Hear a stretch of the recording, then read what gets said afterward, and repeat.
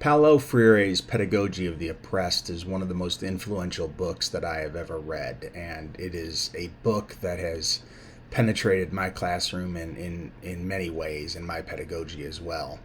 The book actually consists of 4 chapters. They're lengthy, 40 to 50 pages each. And chapters 2, 3, and 4 explicitly deal with education, while chapter 1 really does not. Chapter 1 deals with the philosophical underpinnings of Freire's ideas of pedagogy, whereas 2 through 4 then apply those ideas, those foundational ideas, to education. So in this presentation, we'll be mostly talking about Freire's philosophy. He opens the book with this debate between humanization and dehumanization. He sees most of the world as dehumanized, striving toward humanization. And he lists 4 explicit ideas, 4 explicit forces that are working against us to dehumanize us. And those forces are injustice, oppression, violence, and exploitation. And it might sound like only a few people can do that to us, but I think that Freire here is talking about anyone who is wealthy, anyone who has, and he's probably talking about more than just even that, but he's talking about politicians, sure. He's talking about people, CEOs of banks, and he's talking about people who own television stations, anybody that can influence us, anybody who can keep us oppressed, anybody with any little bit of power. It could be an oppressor and could be someone who is trying to keep us dehumanized, and our job is to work toward humanization. Freire says that vocation is constantly negated, yet it is confirmed by that very negation. And what he's talking about here is vocation, the job that human beings have, is to strive toward humanization. And if there are people who are trying to negate that striving, if they're trying to stop us from being humanized, then that confirms the idea that we should be striving toward it. If somebody is stopping you from getting something, there is a reason why they are stopping you, and you should try to get whatever it is you need, even harder, even more than you were trying before, once you realize that there are people who don't want you to have it. So what is exactly humanization? Humanization is the idea that there is no them and us, there is only us. And Freire does not see the world that way right now. He sees the world as an us and a them, as a have and a have not. Perhaps that's another way to say it. And he wants everyone to be the haves. He wants everyone to be the us.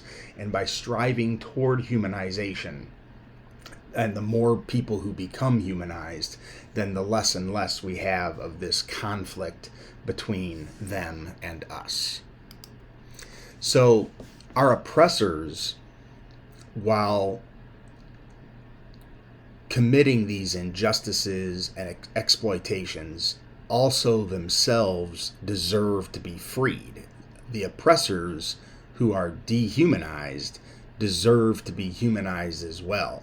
And yet Freire argues that the oppressors have no power whatsoever to free anyone. Even though they're the ones with the power, they don't have the power to free anyone because they don't want to free anyone. They want to keep their power, and therefore the only people who will free anyone are the oppressed. And once the oppressed are freed, they must then work to free their oppressors, because again, there is no us and them. So we all need to be the us. And so as more and more of us become the us, we must help the oppressors become the oppressors become free as well. Freire then moves on to the idea of generosity, and it's linked to humanization. And he says, true generosity consists precisely in fighting to destroy the causes which nourish false charity. False charity constrains the fearful and subdued, the rejects of life, to extend their trembling hands. True generosity lies in striving so that these hands need to be extended less and less, so that more and more they become human hands, which work, and working transform the world.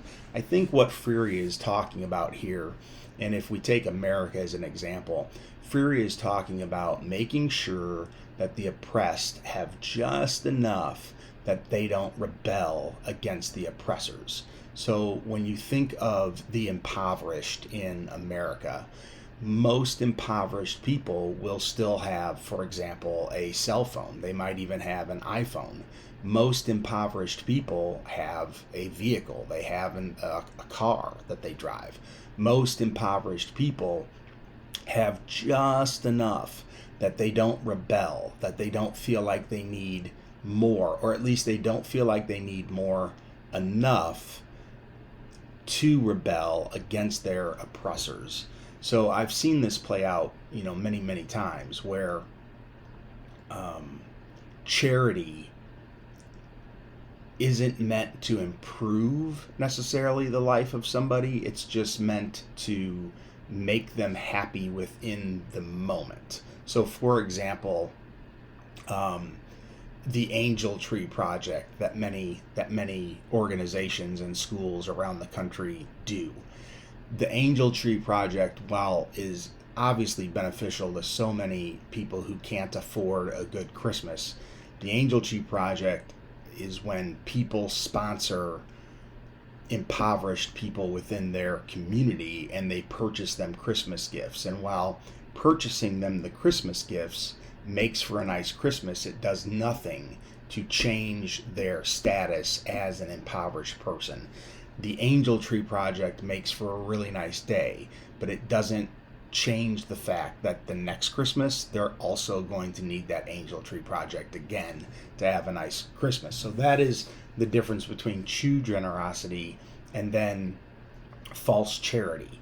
And here, like false charity sounds like such a bad thing, and I'm not talking bad about the Angel Tree Project, but it's false charity with the idea that it is not going to advance their position. It will not change their lives beyond the actual act, the actual day of the charity. Another example would be soup kitchens. Soup kitchens feed people, but they don't do anything to make sure that person has a better chance at feeding themselves later. So while soup kitchens are good, Freire would call them false charity. So in the beginning, according to Freire, when the oppressed become freed, they will first become sub-oppressors. So what this means is that while wealthy people and politicians and people who own television stations and radio stations and all of the people in power, as the people underneath them who are oppressed become freed, they then themselves become oppressors. They may not be oppressors with the same extension as the wealthy people that were oppressing them, but there are people in their lives that they can then oppress. And the reason why this happens is because the oppressed equate being free with oppression.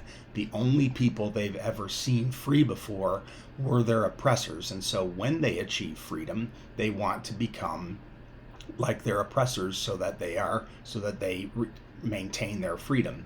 And Freire has a great quote in the chapter: the one pole aspires not to liberation, but to identification with its opposite pole.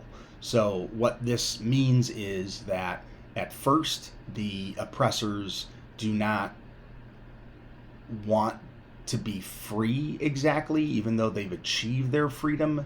Instead, they want to identify with the oppressors. And as long as they are oppressors, they are not truly free. So then their freedom then becomes this two-step process. The first step is to actually gain some power yourself, but then you will probably abuse that power. The second step is to realize that you are abusing that power and then to free yourself from that. And only once we are freed from being an oppressor have we truly achieved humanization.